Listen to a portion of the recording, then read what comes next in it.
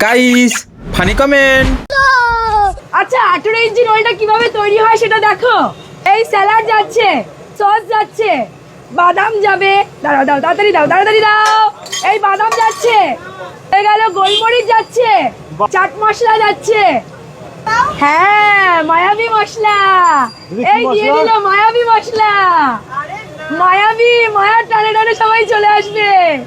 লেবু গেল। আচ্ছা এইবারে কেউ লঙ্কা ছাড়া, কেউ লঙ্কা দিয়ে, এই লঙ্কা যাচ্ছে। 18 ইঞ্চি মায়াবী রোলের দোকানের মুখের মধ্যে 2 কেজি বাটখারা ঢুকে যাবে, এত বড় গাল।